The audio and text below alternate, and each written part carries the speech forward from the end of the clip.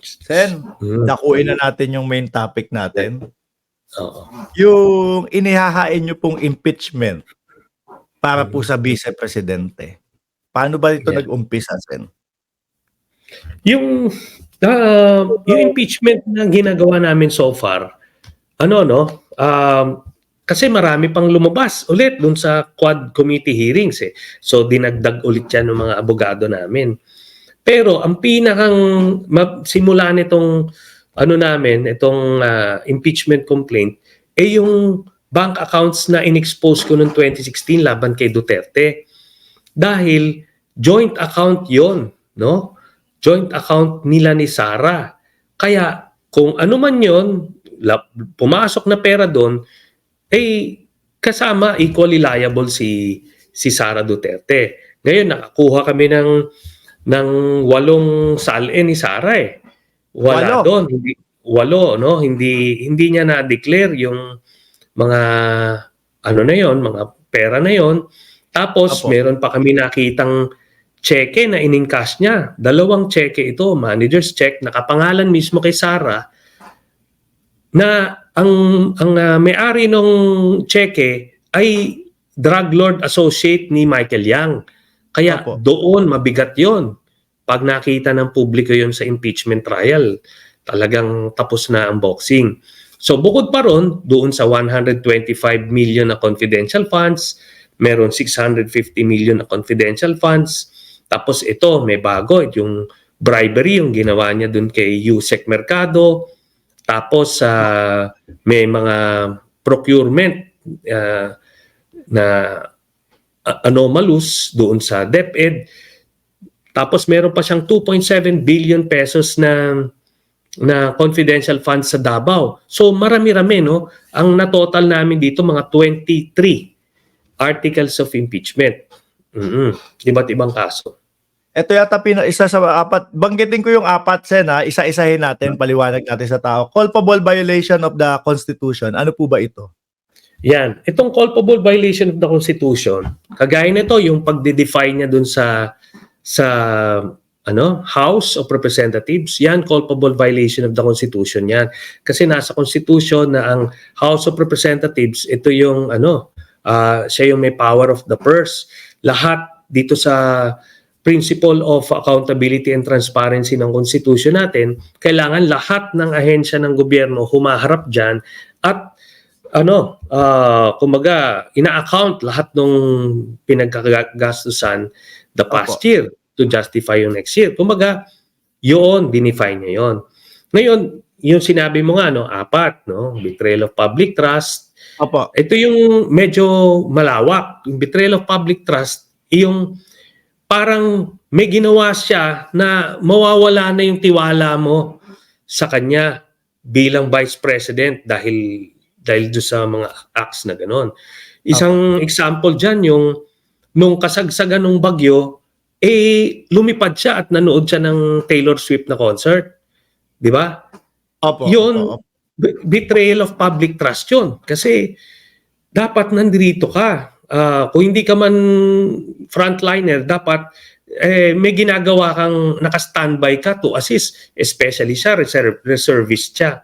So maraming implications yon. Tapos yung asal niya na habang nagko-committee hearing, nagsusuot ng earphone. Nagsa-sound tripping siya doon habang nagsasalita. Yun, betrayal of public trust yun. Diba, paano to? Ano bang asal mo dito? Para kami topak, no? So, yan yon. Yung graft and corruption naman, maliwanag yon. Diba? Ito na yon, yung confidential funds. Yung bribery and other high crimes, yun yung mga minention ko kanina, yung cheque na in-encash niya, bribery yun. Kasi nangyari yun nung siya ay mayor nung Davao City. Hindi niya dineclare, tsaka galing sa isang drug lord. So yun, high crimes po yun.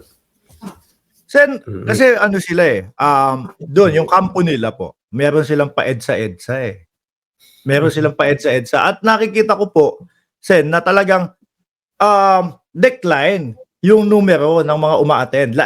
Lalong-lalo na po nung nahuli na si Kibuloy. Nag-decline na talaga. Tapos yung mga supporter nila, paunti ng paunti po. Dito po kaya sa impeachment, may mga tao din po kaya kasi nakikita ko yung sa impeachment po, kabaliktaran naman. Pag-angat naman po, unti-unting tumataas yung grupo na sumasanib at naniniwala na kailangan i-impeach. Pati nga po ang Congress, may panawagan si Congressman Jill Bongalon. Resignation naman kasi parang hindi isinasapuso ng Vice Presidente yung kanyang trabaho. Pupunta din ba tayo or dadating sa punto na magkakaroon ng EDSA sa sitwasyong ito? Pananaw ko hindi mangyayari yung EDSA kasi tinatrack din namin sa survey kung ano ang pananaw ng mga kababayan natin dito sa mga Dutertes, doon sa iba't ibang mga issue. Dito sa Luzon, lalo na sa Metro Manila, talagang bagsak na yung numero nila. Kaya hindi sila makakabuo ng kahit na ano dyan. Ang karamihan ng boto ng mga Dutertes nasa Davao, Region 10, 11, 12. Yan, ang kanilang pinakang baluarte. Doon naman, wala namang point din na mag-rally sila doon kasi hindi naman naapektuhan yung galawan dito sa Metro Manila. So, kumbaga, life goes on. Kaya yun yung problema ni Sara, no? Tsaka dahil dito sa Quad Committee hearings, maganda maraming sumusubaybay, nakikita nila talaga, dami palang ginawang anomalya ng mga Duterte, no? Hindi lang si Sara, na talaga nawawala yung amor sa kanila. Kaya yun yung nangyayari. Sen, ano din, kunyari, tumuloy na nga na-impeach si VP Sara. Educate na din natin po, ano? Ito ba automatic na si Senate President Chis Escudero yung magiging presidente, vice presidente, or mababakante lang yung vice presidente? Ang mangyayari po, di ba? Pagka in-impeach ng House, kailangan niya na 1/3 ng congressman na ga-approve. So, pag diretso sa Senado, di magkakaroon ng trial. Sa dulo ng trial, may kailangan magsesentensya yung mga senador. Pagka nag-16 ang nag-convict, convicted siya as Vice President, meaning i-remove siya from office. Ngayon doon sa penalty, pwedeng isama yung perpetual disqualification to hold public office or pwedeng removal from office lang.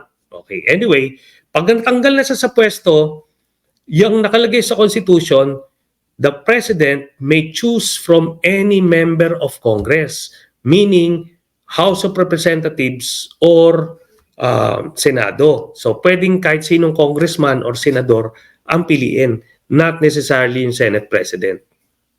Pwede palang pumili doon, hindi kailangan talagang si Senate President Chis Escudero, ano po? Ang ganyan po yung nangyari nung kay ERAP.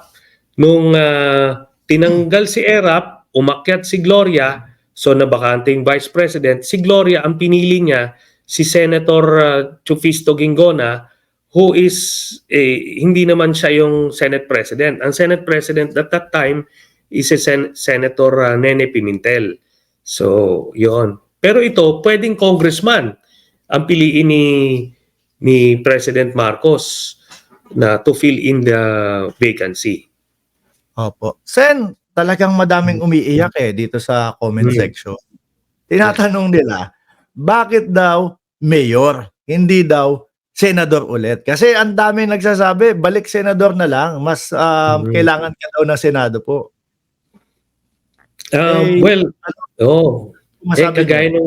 Kagaya nung last time na pinag-usapan natin, Mark, talagang ang decision muna nung aming grupo ay kumaga mag-step back muna at dito muna tayo sa local. Ako naman personally, nakita ko na talagang bagong challenge ito, bagong experience na pagka nagkaroon ka ng polisiya, diretso mararamdaman ng constituente mo. At yun na nga, kasi nung tayo ay nagsenador, nagkampanan naman natin yung ating tungkulin. Kumaga,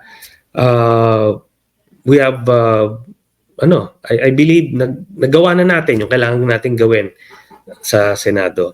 Yun. Sen, bilang isang tumatakbo na kandidato ng pagka-mayor sa ano, Yeah. tatakbo bilang pagkandidato ng mayor sa Caloocan. Ano po ang ine-expect ng mga taga Caloocan sa inyo? Ano ang pwedeng i-expect ng mga taga Caloocan sa inyo?